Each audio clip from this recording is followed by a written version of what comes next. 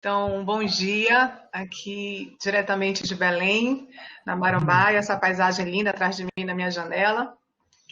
E então vamos tratar hoje sobre o item 7, que é a difusão da erudição humanista.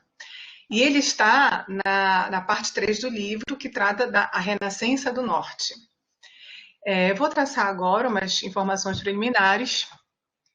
E comecei com esse pequeno tópico aqui, para enfatizar aquilo que, na verdade, né, o Skinner está enfatizando, que é a oposição à escolástica, né? E qual é a repercussão disso no campo político e jurídico e o panorama, né, o background, digamos assim, da ideologia, né, que estava por trás.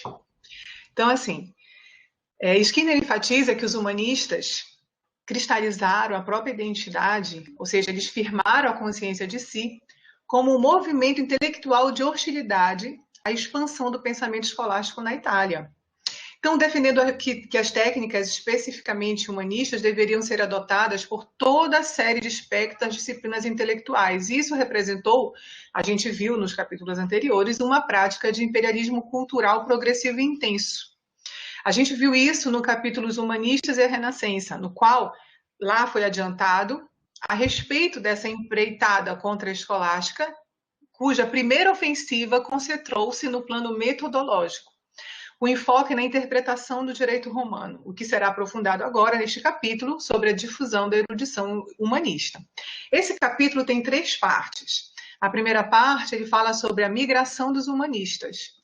Ele trata, então, nesse primeiro momento, da disseminação da Renascença para os outros países, no qual se verifica como o humanismo foi paulatinamente fincando raízes nos principais centros de formação intelectual da França, da Inglaterra, da Alemanha, por isso que eu coloquei a imagem de Oxford aqui atrás, e que dependeram tanto em sua erudição técnica, quanto em sua perspectiva mais ampla da vida social e política, daquele conjunto de conceitos e teorias que haviam sido desenvolvidos pelos humanistas da Itália no 400.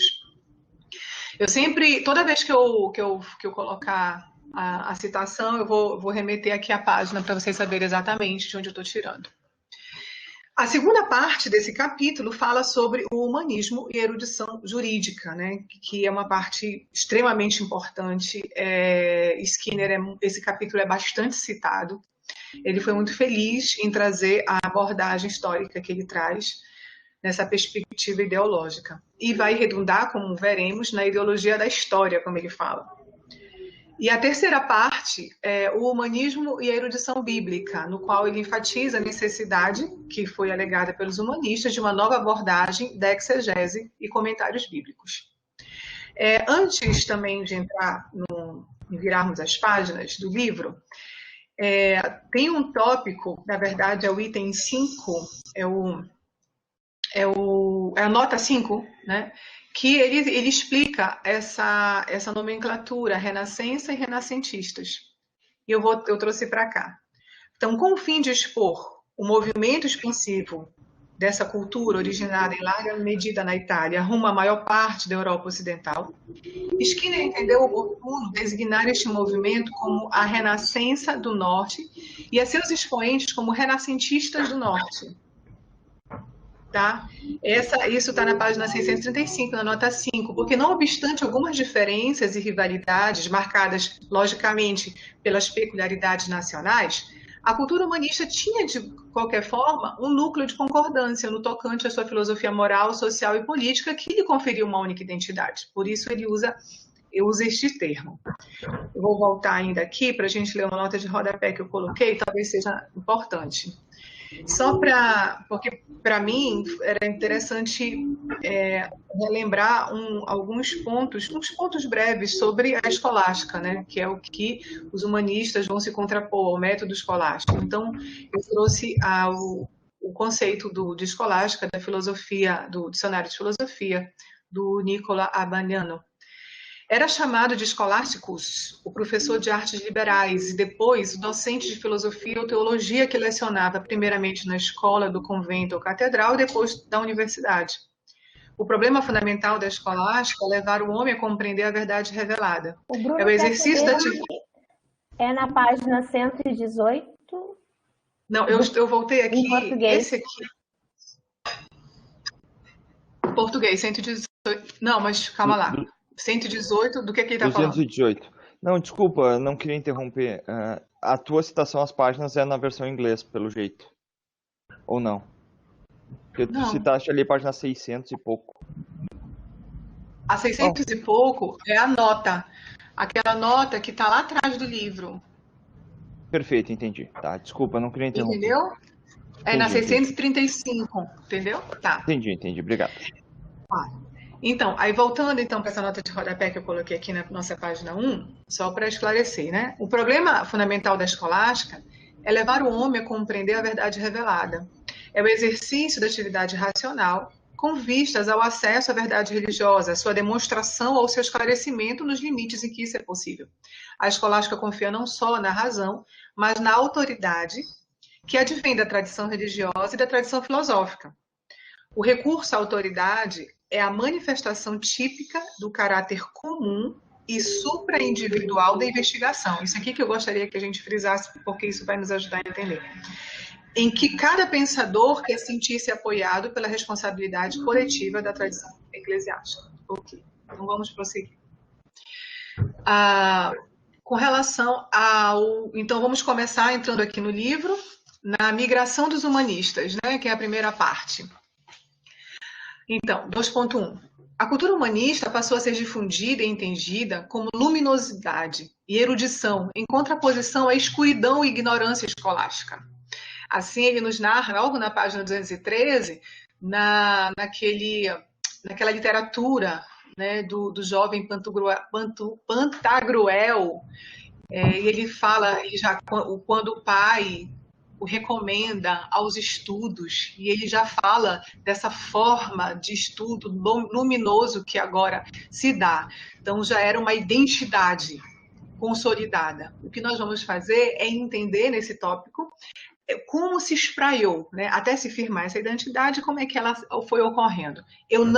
Deixa eu adiantar para vocês que eu não trouxe todos os autores importantes que ele cita, porque senão a gente ia passar muito tempo falando de vários autores que são importantes, mas todo mundo leu. Eu trouxe alguns, tá? Não trouxe a fotinha também de todo mundo, porque senão a gente ia passar também amanhã vendo foto. Então, eu coloquei alguns, tá? Para a gente apenas pontuar. Então, a cultura humanista, no 2.1, passou a ser difundida e entendida como luminosidade, em contraposição à escuridão e ignorância escolástica. Então, esse novo saber chegou na Universidade de Paris por meio de Gregório de Tiferna, o primeiro professor de grego daquela universidade. Ele também era filólogo, era editor, era teólogo, tradutor de Aristóteles, de Teofrasto, de Dom Crisóstomo, foi humanista, divulgador do helenismo. A partir de então, se seguiram vários outros humanistas italianos desejosos de contestar o tradicional currículo escolástico da universidade. No 2.2, atribui-se a Fausto Andrelini a difusão do humanismo na França, iniciando sua carreira acadêmica em Paris como professor de humanidade. Ele já tinha esse título em 1489. Foi ele quem garantiu para o estudo das humanidades uma firme implantação nos currículos daquela universidade, a iniciar-se no século XVI. No 2.3, já na Inglaterra, o patrono inglês do humanismo foi o Duque de Gloucester, irmão do Henrique V, e ele doou parte de sua biblioteca à Universidade de Oxford, para essa que está aqui atrás, constituindo a primeira grande coleção de textos humanistas disponíveis para uso público. A cultura da Renascença se difundiu progressivamente na Inglaterra por meio de vários estudiosos italianos que, nos finais do século XV, foram lecionar em Oxford e Cambridge. Um outro evento, um acontecimento importantíssimo foi a invenção da máquina de impressão tipográfica pelo alemão. Pode falar. Só queria comentar aqui, Chiara, desculpe interromper. Eu achei fascinante essa ideia do pessoal. Eu não sabia disso, né? Que a Renascença ela tinha sido espalhada pelos professores italianos mesmo. Ou seja, uma imigração de professores que vão da Itália e conhecem bem o grego e o latim e vão se expandindo, né, em Paris, que era a universidade mais importante da época, e depois Oxford e Cambridge também. Eu só queria pontuar isso. E depois, com essa importação, digamos assim, com esse conhecimento que foi difundido lá, vindo diretamente da Itália, também, mais tarde a gente vai ver, suscitou a curiosidade para que os demais conhecessem na fonte, né, esse conhecimento, fosse atrás desse conhecimento na fonte, para depois voltar para as suas universidades de origem e continuar assim a propagação. E a máquina de impressão tipográfica do Gutenberg, na década de 1430, foi um dos acontecimentos mais marcantes da história da leitura e da circulação de ideias, que impactaram a difusão da cultura renascentista. Eles usaram bem esta maquininha. Então, não sei, só me perdoem a pronúncia, não deu tempo de pronunciar, de treinar essas pronúncias todas. Desculpa, Barzotto, desculpa, Chiara, só interrompendo um minuto. Só, né, Barzotto, essa tese de uma continuidade ou de uma expansão por meio dos professores, ele mesmo reconhece que ela é controversa, né? Tem historiadores que entendem que não foi dessa forma, né? Eu achei interessante, ele mesmo pontua isso. Isso, é verdade. Bom, esse Fischer, decidido a usar a imprensa para recuperar os estudos de humanidades, editou, por exemplo, em 3 anos, considerável número de obras modernas, dentre elas o De Officiis, de Cícero, né, dos deveres, por meio do primeiro prelo a funcionar na França, que tinha sido instalado no subsolo de Sorbonne, em 1470, né, trazida da Alemanha. Então, no 2.5. Então, logo as doutrinas e os expositores dos Studia Humanitatis começaram a filtrar por esses canais na direção do norte da Europa, então contribuíram para acarretar uma reciprocidade no desenvolvimento intelectual. Crescente número de estudiosos das universidades do norte sentiram-se inspirados a abandonar a leitura dos escolásticos, a abraçar as humanidades e a pleitear sua admissão nas universidades italianas, com o fito de aprofundar o novo saber e sua própria fonte, aquilo lá, né? Eles foram para então buscar, houve essa curiosidade e de ir até a Itália para conhecer na sua própria fonte esse início dos estudos das humanidades. No 2.6.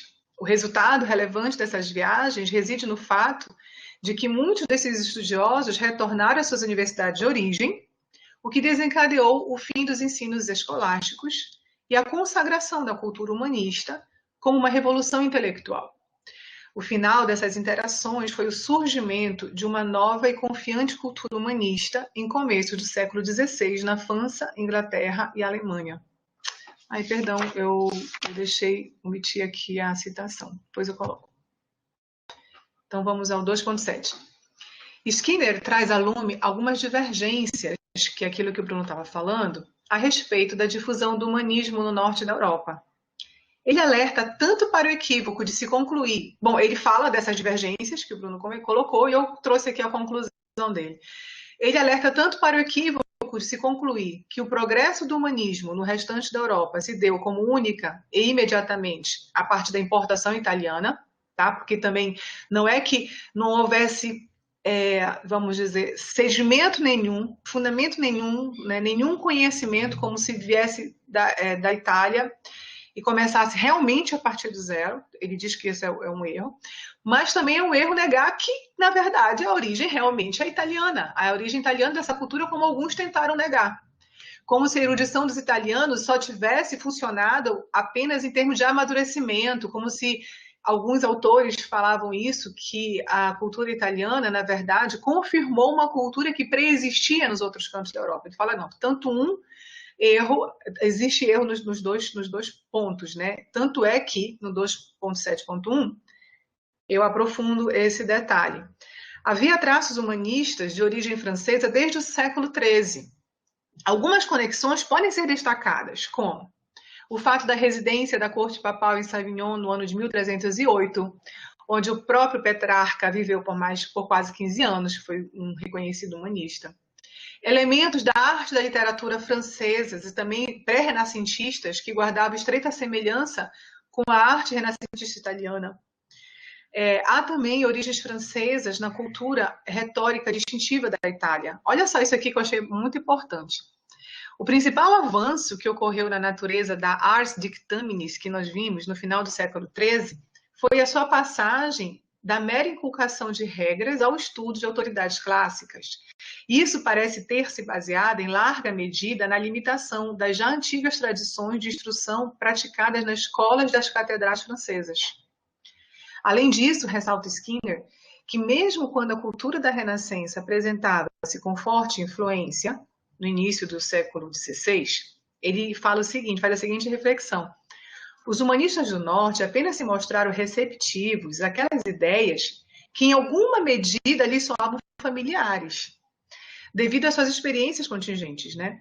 Assim, por exemplo, aquilo que era central, como nós temos visto todas as aulas, no pensamento social e político italiano, que é a liberdade política e a necessidade de um exército permanente, livre de mercenários, para proteger, né, justamente a liberdade, tendo em vista as instituições, uma vez que naqueles locais, né, na França e tudo mais, as instituições pós-feudais e monárquicas da França, da Alemanha e da Inglaterra, ele sentiu bastante dificuldade em entender por que os italianos eram tão obcecados com a libertas, né, ou em simpatizar com a tendência anexa a proclamar a forma republicana de governo como a melhor de todas. Porque eles viviam uma outra realidade vinda, né, totalmente interligada com ainda o feudalismo. E, portanto, essas ideias eles não foram logo compreendidas. Bom, esse foi o panorama dessa migração, né, do humanismo para o norte europeu. Agora, no ponto 3, vamos ver o humanismo e a erudição jurídica. 3.1. Skinner deixa claro que nos estudos sobre a Renascença, feitas por Paul Oscar Christeller e seus discípulos, não foi dada a devida ênfase à hostilidade dos humanistas ante a expansão do pensamento escolástico, tampouco sobre as consequências do seu significado ideológico. Esses autores reduziram a oposição a um choque superficial, alegando aos humanistas um certo apego ao conservadorismo e o risco de que o avanço da escolástica pudesse ameaçar sua posição e prestígio. Teriam, então, reagido, garantindo a seus alunos que o currículo tradicional, centrado nas artes retóricas, era mais humano e mais adequado a um homem verdadeiramente educado do que a busca das quididades escolásticas. Então, Skinner fala que essa visão não dá a ênfase que é necessário dar para o campo ideológico que a hostilidade dos humanistas implementou, no qual ele se baseava e no qual ele fortaleceu. E para falar dessa empreitada, então, né, do humanismo, nesse campo ideológico, nesse campo jurídico, lembrando que nas universidades o direito era estudado conforme o método escolástico. Era bastante, né, com essa expansão escolástica, realmente o método era esse método escolástico. E esse foi o primeiro embate. E no 3.2, o primeiro triunfo do humanismo, eu coloquei a fotinha dele aqui porque ele foi muito importante, foi o Lorenzo Valla. Como já vimos, Skinner deixa claro a convicção dos humanistas na empreitada contra a escolástica e o repúdio ácido à metodologia escolástica foi o fundamento para a constituição de uma jurisprudência efetivamente histórica que teve na figura de Lourenço um dos seus principais expoentes.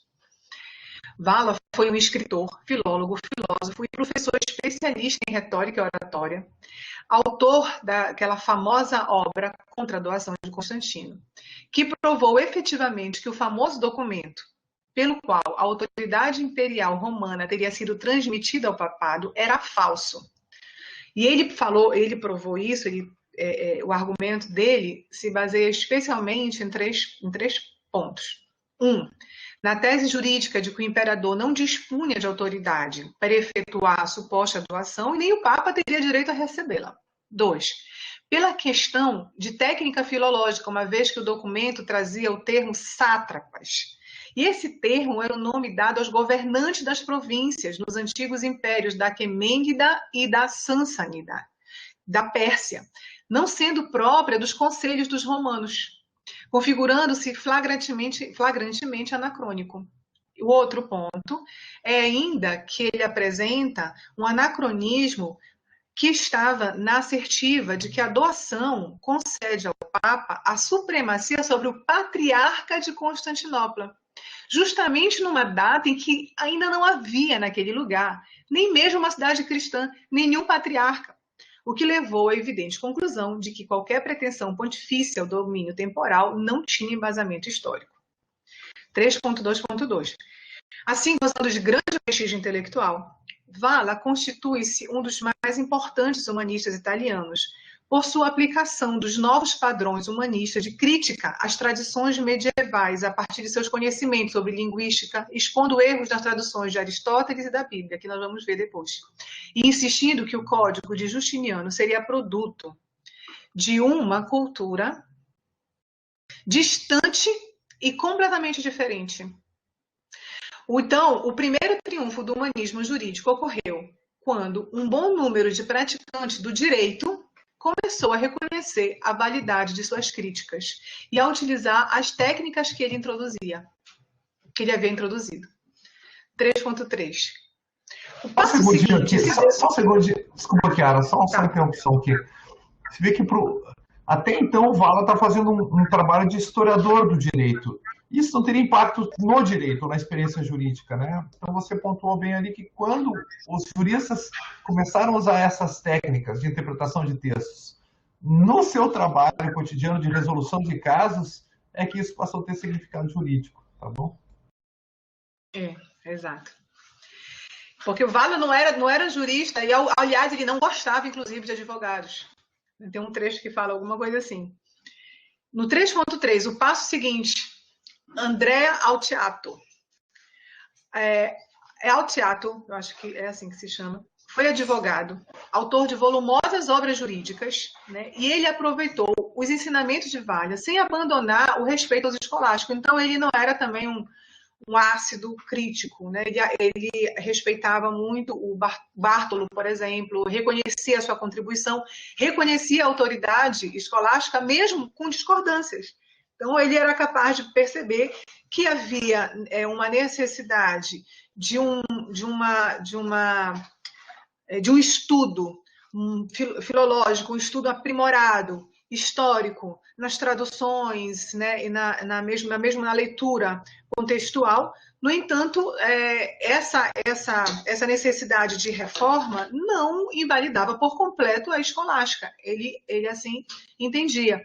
E aí ele se esmera para mostrar que Valla, embora fosse excelente filólogo, não tinha em absoluto um conhecimento comparável de direito, e sua crítica da jurisprudência escolástica acabava se revelando absurda e histérica. Então, ele já, vamos dizer assim, abrandava algumas dessas críticas que eram bastante ácidas.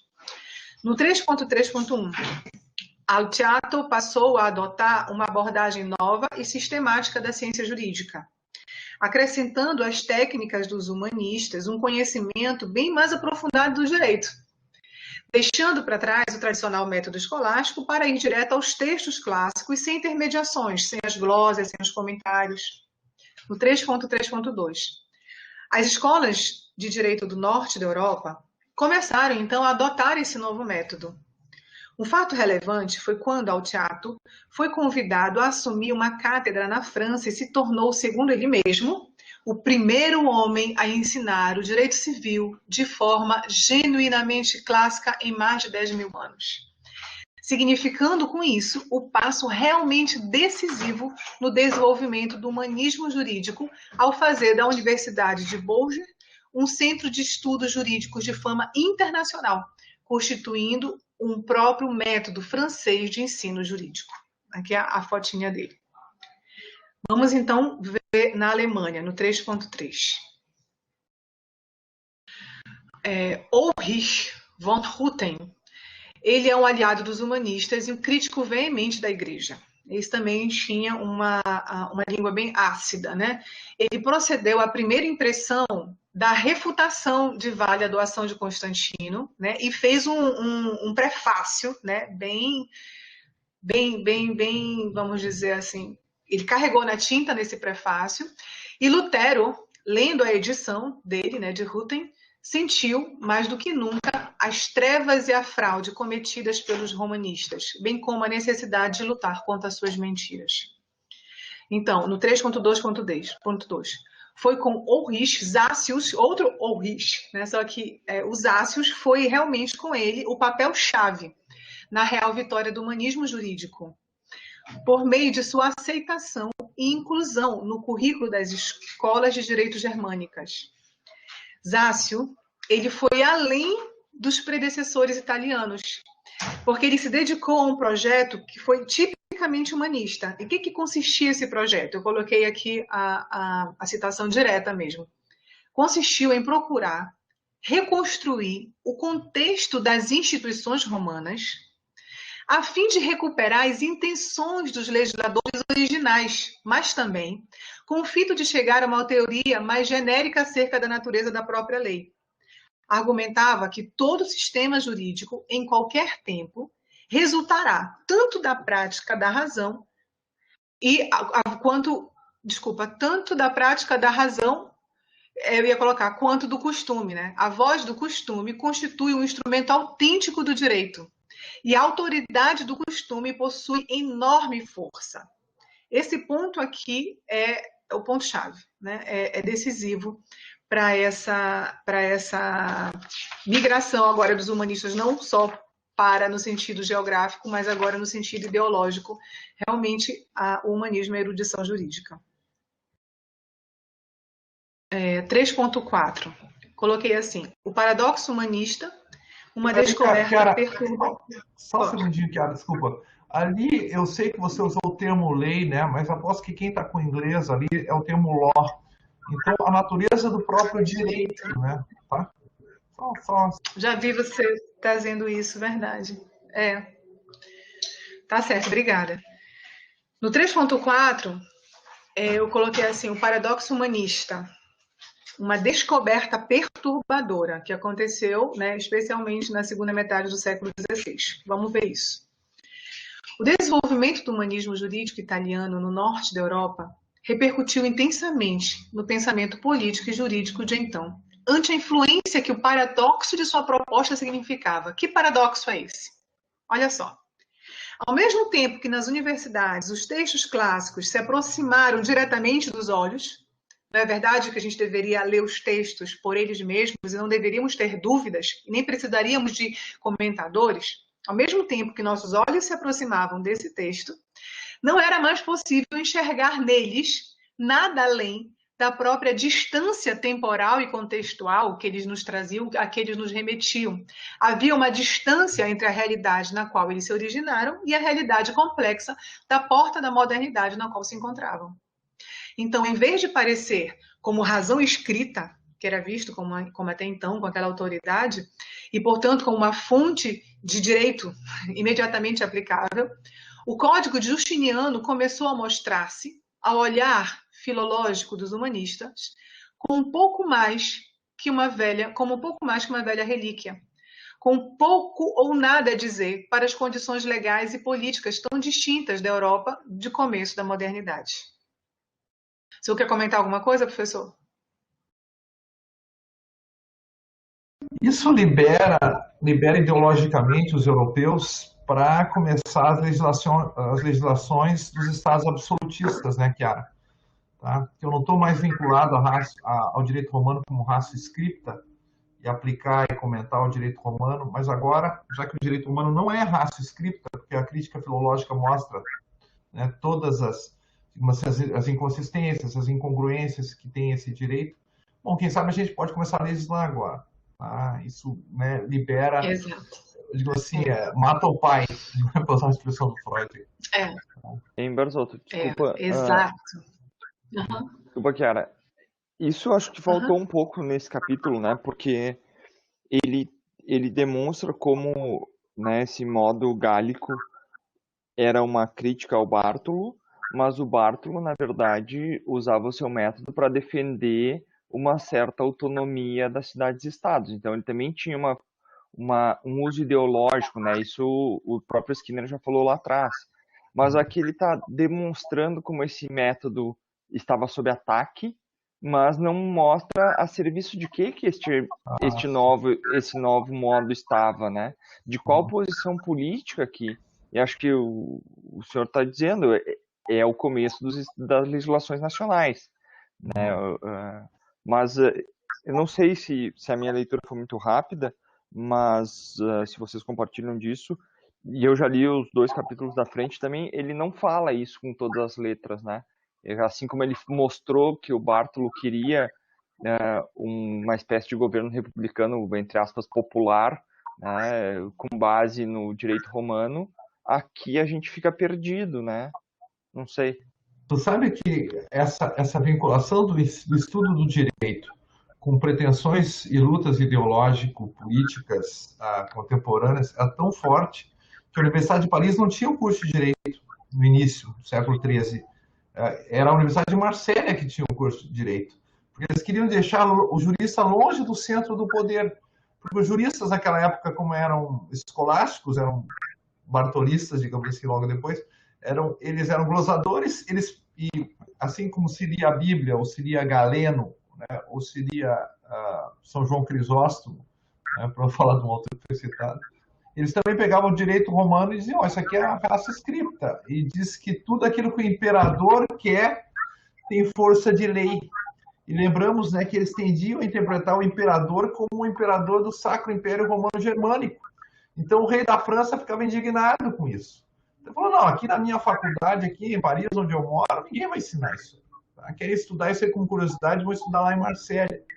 Então tu tem razão que é uma lacuna aqui do Skinner, é logo ele que quer ver o contexto político dos textos. Aqui ele está preocupado com uma história interna, não com uma história externa. É como o método afetou o modo como os juristas viam o direito, e não como isso servia a algum interesse político do momento. Eu imaginei que fosse estar nos capítulos seguintes, mas eu ainda não li os capítulos seguintes. Mas vamos lá. Então, no 3.4.1, consequências na evolução do pensamento político moderno. Então, por conta disso, né, desse paradoxo humanista, algumas consequências que nós já frisamos aqui. Uma, possibilidade da criação de uma nova ciência política. Então, os métodos humanistas que levaram ao estudo das origens e desenvolvimento dos feudos e a consequente compreensão do surgimento do direito feudal na Europa medieval poderia se estender, então, a qualquer outro sistema jurídico conhecido, de modo que uma teoria científica da política poderia eventualmente ser instituída com base numa jurisprudência universal e comparativa. Então, porque houve esse estudo, isso foi muito marcante, né, no capítulo, que o direito feudal, como o direito costumeiro, ele foi estudado, né? Ele foi estudado, percebido, entendido a sua origem, como ele se dava, a sua maneira de aplicação. Portanto, se você olha para um sistema e o compreende do seu nascimento, o seu processo, dessa mesma forma, essa mesma forma de estudar aquele sistema medieval deveria ser estudado e deveria ser estendido a qualquer outro sistema. E isso nos dá a possibilidade para inaugurar uma teoria científica da política nova, né? E com base nessa jurisprudência universal e comparativa, que seria essa visão filológica e histórica. Outro ponto, a destituição da autoridade do direito romano, como o professor falou, né? A morte do pai. Então, ante o desprestígio da ideia de uma razão de autoridade no direito romano, já que o Código Justiniano representava a razão escrita, emergia a necessidade, então, de um novo conjunto de fundações teoréticas para conduzir a discussão jurídica e política. E a outro ponto é a eminência e o fortalecimento da perspectiva historicista. Uma vez por terra, o consenso na autoridade do direito romano enquanto ratio scripta, a sugestão dos juristas foi a de basear-se naquilo que poderiam conhecer. O que eles podiam conhecer? As leis costumeiras, a origem das leis costumeiras, a aplicação das leis costumeiras, e isso seria em cada país considerado individualmente, no seu próprio contexto. De modo que a investigação histórica passou a ser a autoridade sobre a qual as discussões jurídicas e políticas se reproduziam. Dessa forma, a história tornou-se ideologia. Vamos lá. Então, eu fiz aqui uma síntese que está sob julgo, tá? É minha, praticamente. Então, o que foi primeiramente posto em xeque em relação à escolástica, eu entendi o seguinte: não foi o seu problema fundamental, como eu tinha exposto lá no início, né? Falando do dicionário de filosofia sobre o que era escolástica. Então, não era tanto, o embate não foi com relação ao método, ao problema da escolástica de levar o homem a compreender a verdade revelada. O foco não era esse. O foco de oposição do humanismo se deu contra o método. O método escolástico adotava, então, o comentário, lécio, e a disputácio, que consistia na análise de uma questão por meio da exposição dos argumentos favoráveis e contrários. O humanismo reclamava a leitura direta dos textos originais.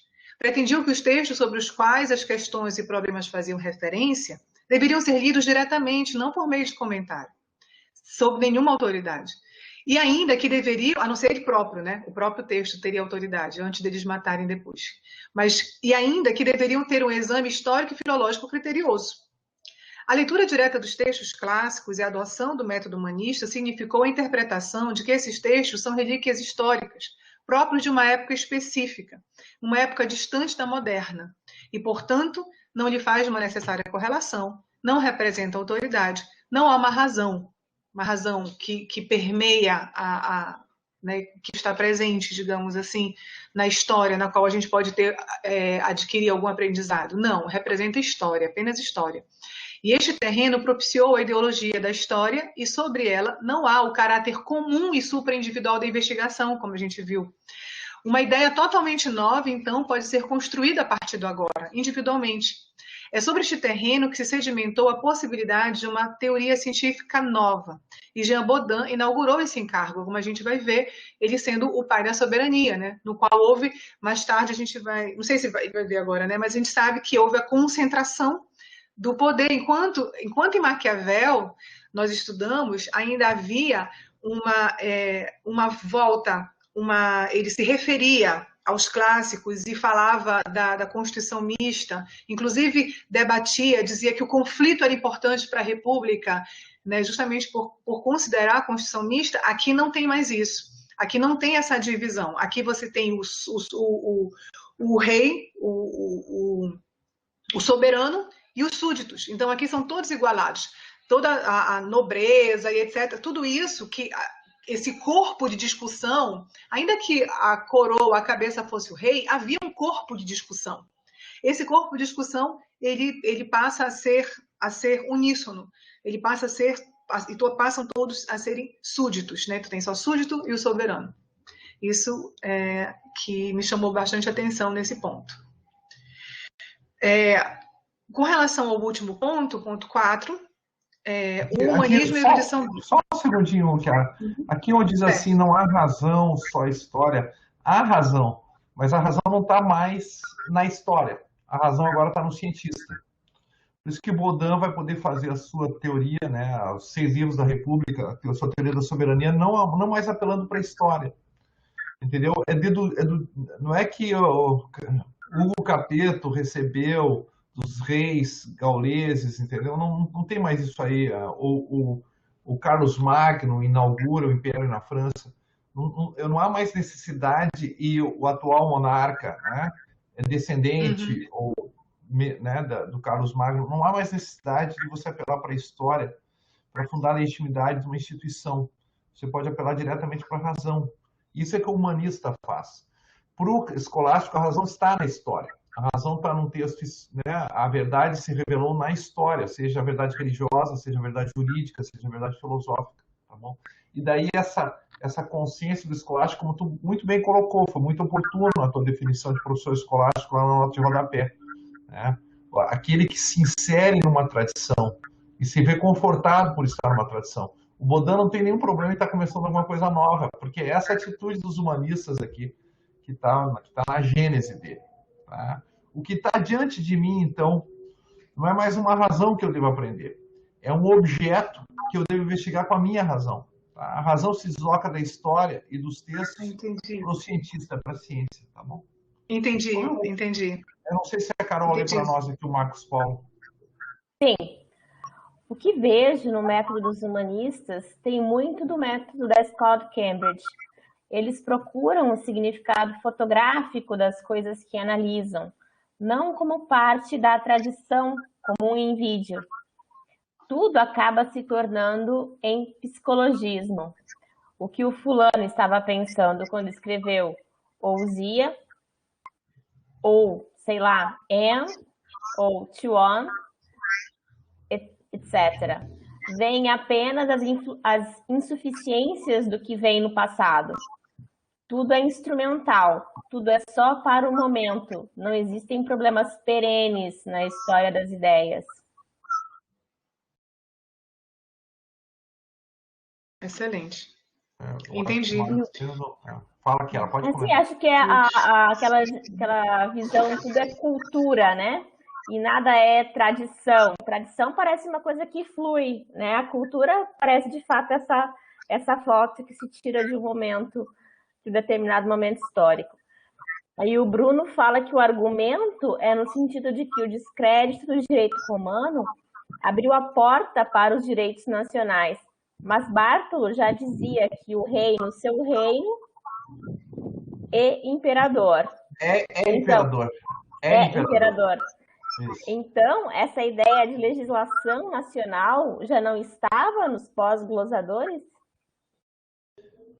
Sim, talvez havia essa possibilidade, eles também já estavam asserindo isso. Mas é mais fácil tu dizer que tu não deve nada ao direito romano e poder começar por zero, eu acho mais oportuno.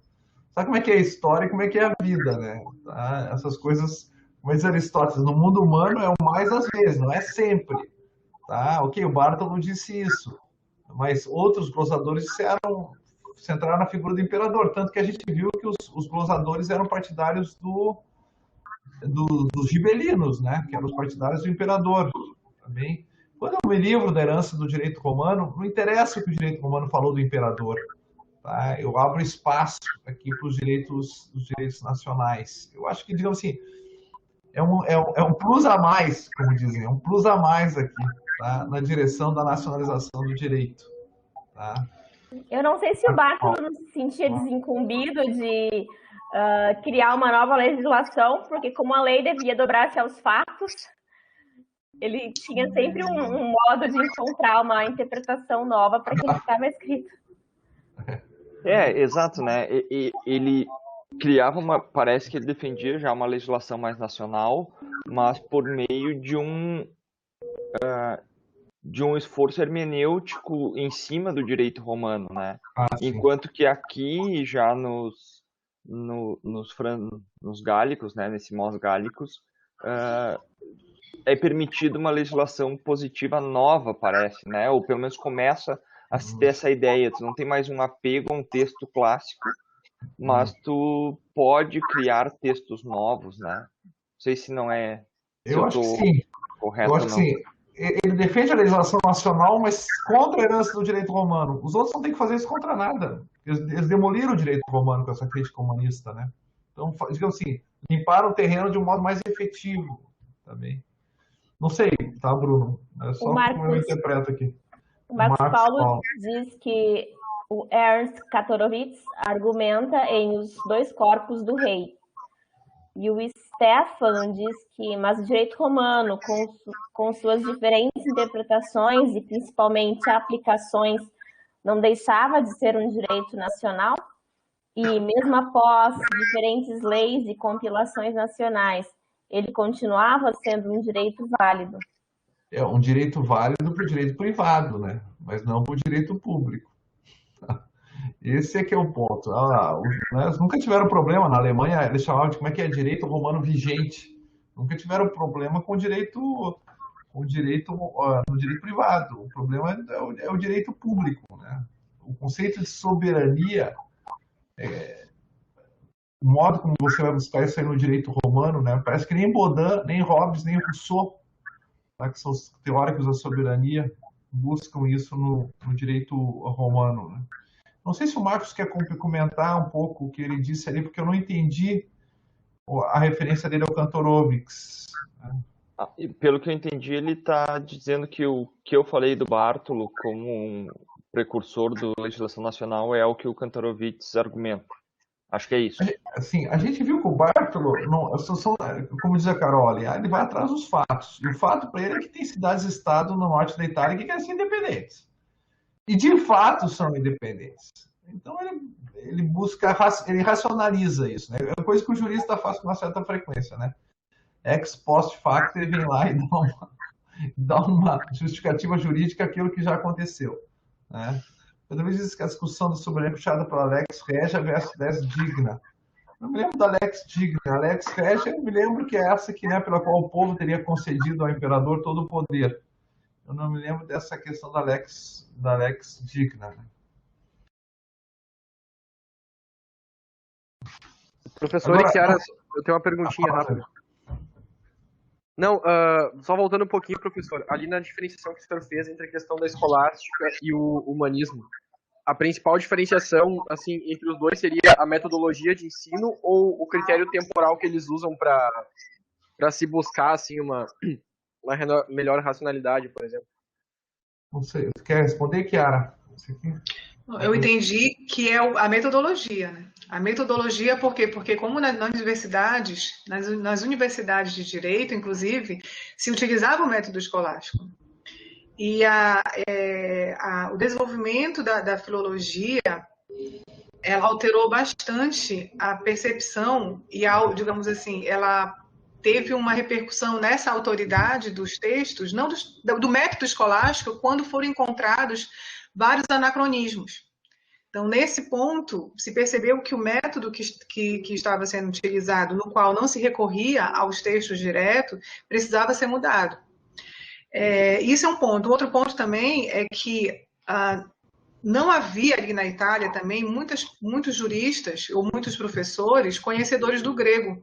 Isso se deu só depois, quando vieram de Constantinopla, alguns, né, outros professores, e essa migração e essa reciprocidade de conhecimentos. Porque com o aprofundamento e o conhecimento do grego, se percebeu mais ainda, observando o método filológico, que havia algumas discrepâncias nas traduções, como a gente vai ver também na questão também da própria Bíblia. Uhum. Então, realmente esse método foi algo bastante contestado. E aí, por consequência, a autoridade e depois toda a ideologia da história, como a gente está enxergando, como a gente está vendo. Tá, muito obrigado. Claro, o método aqui, no fundo, para usar uma expressão weberiana, o método dos humanistas levou a um desencantamento do direito, né? O direito perdeu aquela aura de legitimidade que ele tinha. É que nós não fazemos noção do que é a ideia de Roma para a Europa medieval. Tá? E da importância de você estar na continuidade de Roma. Também é muito importante para eles isso. Só para vocês terem uma ideia, do ponto de vista teológico, né? E aqui, desculpe talvez fazer um pouco a viagem, mas tem uma expressão na Epístola dos Tessalonicenses, a primeira Epístola dos Tessalonicenses, que São Paulo fala do anticristo e diz assim: mas o anticristo não vai chegar enquanto aquele que detém estiver a postos ou de pé. Aquele que detém é o caterron. Tá? Isso aí foi recuperado depois pelo Carl Schmitt, né, na reflexão dele no século XX. Mas o caterron é uma figura medieval, é uma figura dos primeiros padres. Porque São Paulo não diz quem é esse caterron. E tu sabe o que os padres da igreja, né, os primeiros grandes doutores e pensadores que codificaram a doutrina teológica na igreja, o que eles interpretavam que era esse caterron?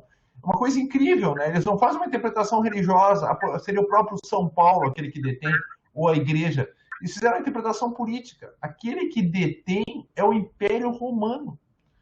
E quando toda a herança do Império Romano tiver desaparecido, tá, o anticristo virá. Entendeu? Se vocês quiserem ler, acharem na internet, eu li do Cardeal Newman. O Cardeal Newman, quando era até a foto de Oxford, né? O Cardeal Newman dava aula, talvez, nesse college aí. O Cardeal Newman era o capelão de Oxford, né? É o capelão da Universidade de Oxford. E ele era o pároco da paróquia da cidade de Oxford, né? E ele tem os sermões, quando ainda era anglicano, e sermões sobre o anticristo. E o primeiro sermão ele faz uma análise, porque ele era da escola de Oxford, que é os caras que recuperam os primeiros textos, né? E ele vai dizer, olha, o Império Romano caiu, mas 10 nações são herdeiras do Império Romano. 10 nações europeias, que ele não diz quais são, mas seguramente ele coloca o Reino Unido como uma delas. Que são aqueles que, por trabalharem o direito e a política como herança dos romanos, permitem que haja uma certa ordem no mundo que permite, que possibilita uma ordem no mundo que permite a pregação do Evangelho. Quando essa ordem política e jurídica cair, quando a gente estiver mergulhado no estado de natureza e o Evangelho não puder mais ser pregado e as pessoas não puderem cultuar a Deus porque o mundo está um caos, bom, então o anticristo chegou e o mundo vai acabar. Está entendendo? Se isso no século XIX era matéria de um sermão dentro da Universidade de Oxford, vocês imaginam a força que isso tinha nos séculos anteriores, tá bem? Então, cara, nós temos que manter a herança de Roma, senão vai vir o anticristo. Agora, uma coisa curiosa para vocês, juristas, é que anticristo, aquilo que é traduzido por anticristo, no grego de São Paulo, está anomos. Então virá o anomos, aquele que é contra a lei, aquele que é contra a ordem. Tá?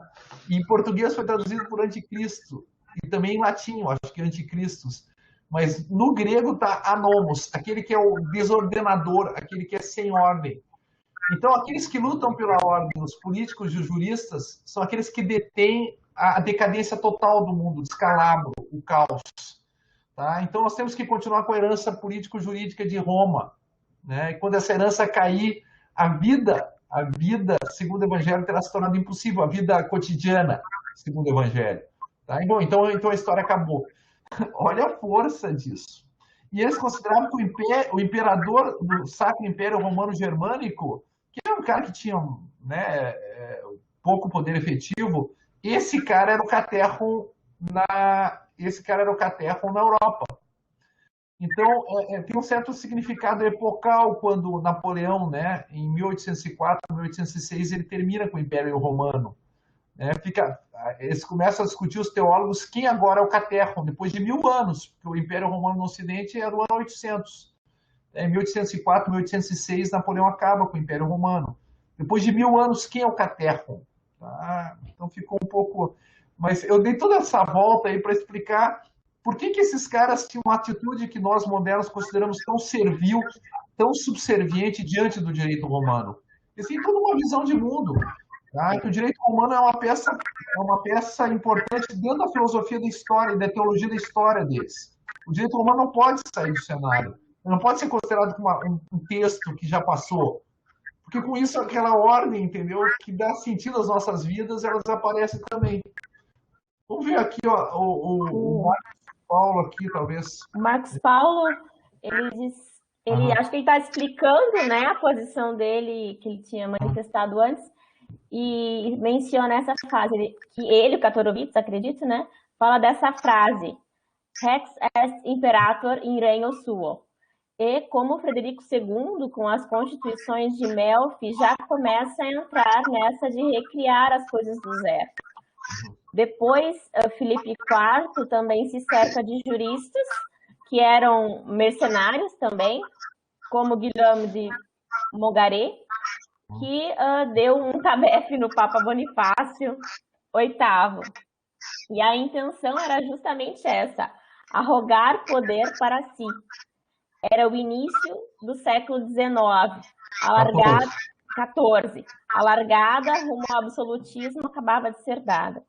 Também foi traduzido por homem da iniquidade. Acredito que aqui era quando o professor estava falando do Anomos.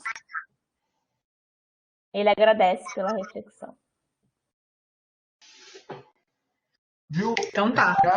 Kiara, você vai começar com a erudição bíblica agora? É só uma página, não sei se a gente... Vamos lá, toca a ficha. Tá, então tá. Então, o humanismo e a erudição bíblica, 4.1. A primeira ilustração da aplicação das técnicas humanistas à nova abordagem da exegese e comentários bíblicos é encontrada na obra do humanista florentino Aurélio Brandolini, dedicando-se à empreitada de extrair significações alegóricas ou morais genéricas das histórias que relata. Para ele, o Velho Testamento é, antes de mais nada, uma crônica, uma obra que deve ser abordada em termos históricos, conferida e, se preciso, corrigida mediante a referência a outras autoridades e que até deve ser reescrita no estilo humanista, polido e mais conveniente. E... Ué, não estou conseguindo mudar? Não estou conseguindo mudar, Carol? Não estou conseguindo passar a página. Para a última. Tu tá sem áudio, Carol. Carol tá sem áudio. Cara, você caiu, né? Já vou te colocar de volta, porque você caiu no dado momento, né? Feito. Aqui tem só um breve comentário aqui do Lúcio, do Marcos Paulo, tá? A universidade deixa de ter essa importância na formação da cultura, tá? É isso que o Lúcio e o Marcos colocaram, tá? Okay? Você vai ter pessoas cultas fora da universidade. Eles deram dois exemplos aqui, né? O Descartes, o Montaigne, mas é curioso, isso aí entra até o século XIX, né? Nietzsche, Kierkegaard, Marx, esses caras nunca eram, entendeu? Não foram professores universitários, tá? A cultura se forma fora da universidade, tá bem? E aqui também há uma decadência da nobreza, né? Uma formação de uma outra universidade culta e uma outra universidade, uma outra classe culta, né? Agora dos burgueses, e uma outra classe política que não é mais a nobreza, né? Agora é a burocracia real, tá bem? Mas você caiu de novo, a pobre da Chiara? Caiu? Sim, ela. Mas eu posso passar aqui para ela. Carol, eu acho que agora tu termina a gravação, tá? Eu queria falar uma coisinha. Pode ter. Ok, pessoal? Tá? Era só... Mas, Carol, acho que não precisa voltar a gravação, porque eu não sei se a Chiara quer... Não, eu acho que o senhor já concluiu esse tópico, porque a gente aqui só fala sobre a tradução, a importância do Erasmo de Roterdão, que foi nesse tópico com relação à Bíblia. Ele se esmerou, ele se dedicou a sua carreira para fazer as traduções, ele entendia que a Bíblia deveria ser lida o máximo possível e deveria ser traduzida em todas as línguas. E isso resultou, sim, e fortaleceu a reforma, embora eu tenha lido que ele em nenhum momento se posicionou, uma vez depois, né, com a reforma, ele não se posicionou em nenhum lado, nem como protestante, nem como católico. O que ele queria é que a Bíblia fosse lida, né, e tivesse esse rigor de tradução. Foi isso, eu acredito que a gente conseguiu ver tudo, né? Não, o Erasmo de Roterdã sempre foi católico, só que ele não quis se posicionar na polêmica entre o Papa e o... Na polêmica. Isso ele não quis mas eu pensei que ele tivesse saído, não que ele tivesse... Não, ele sempre... Não assumido. Ele era sacerdote, né? Era um sacerdote meio laico, digamos assim, meio secularizado. Mas ele era um sacerdote. Ele era filho de um padre também, tá?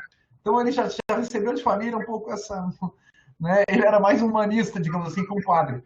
Mas ele não quis participar, entendeu? O Lutero chamou ele, o Papa chamou ele, o Papa ofereceu um cardinalato para ele não quis, tá? Para ser mais incisivo. O Lutero achou que agora que ele, que era todo um humanista, um revolucionário, um crítico, ia entrar para a reforma, ele não entrou, tá? Porque é uma coisa curiosa, ele pergunta para o Lutero, tá, agora o critério não é mais o Papa. Quem é o critério? É você? Tá? E aí complicou tudo. Tá? E aí complicou tudo. Falou, olha, a tradição me deu um critério. E qual é o critério agora, então? Tá? Aqui o Marcos Paulo tem uma passagem aqui. Ele diz que a exegese substitui a hermenêutica. Pressupõe-se que o texto não tem nada a ver conosco, nada a dizer para nós. Se ele só tinha algo a dizer para os contemporâneos, deve-se tentar apenas descobrir como as pessoas da época entendiam psicologismo, os termos subjetivamente. E a pergunta institucional, quem decide? Essa foi a pergunta, né? O Bruno colocou bem, essa é o Carl Schmitt, vai dizer, a pergunta jurídica fundamental é quem decide? É uma pergunta formal, não é substantiva, é formal. E aí o Carl Schmitt vai dizer assim, olha,